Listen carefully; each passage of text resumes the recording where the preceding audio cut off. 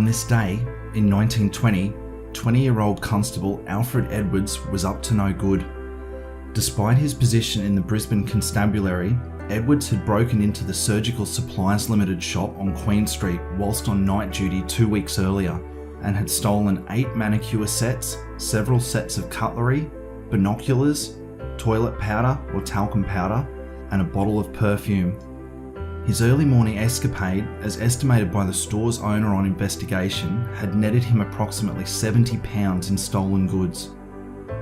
A week previously, he targeted the pharmacy of Rothwell's Limited, again whilst on duty, and smashed the lock on the front door to gain entry. On this occasion, he exited the store with 3 leather suitcases, a case of cutlery, 22 shirts, 2 pairs of braces, 3 pairs of motor goggles, a leather writing case, a dressing gown, a travel rug, 5 pairs of men's boots, a dozen pairs of socks, 9 ties, 13 singlets, a thermos flask, 6 gunmetal watches, and a quantity of cigarettes and other articles.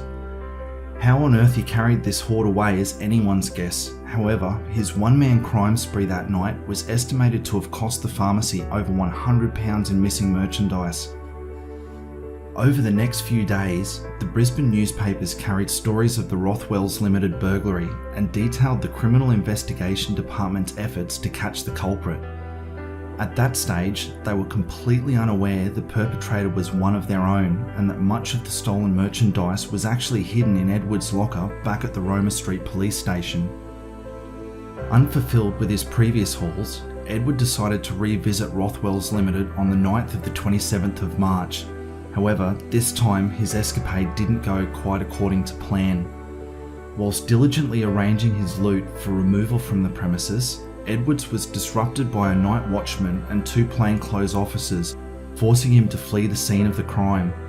However, despite the haste of his departure, Edwards wasn't going to leave empty-handed, still managing to make off with 17 yards of serge or woolen fabric, 4.5 yards of tweed, a leather suitcase, a leather-lined overcoat, 4 pairs of cufflinks, 4 wristlet watches, a nickel watch, and more cigarettes. Although, he left a number of other valuable items carefully organised into piles throughout the pharmacy. Despite his alighting early on this particular burglary, the pharmacy was again left over £80 lighter in stock than they'd been earlier in the night. The next morning, under suspicion from his fellow constables at Roma Street Police Station, Edwards was finally detained and questioned, at which time he made a full and detailed confession to each of the burglaries. However, he begged for the matter to be dealt with internally, a request that was immediately refused.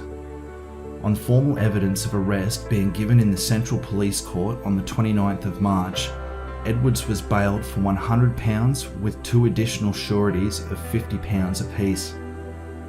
After a number of adjournments, Edwards was finally given an opportunity to plead his case before Judge Jamieson in the District Court on the 10th of May, during which he recounted a tale of woe. According to his testimony, Alfred had been put to work by his family at the age of 12 in order to support both parents who were invalids. Joining the Queensland Police at the age of 18, his life was thrown into turmoil shortly after on the death of his father, resulting in his mother requiring a servant, which placed severe strain on his finances.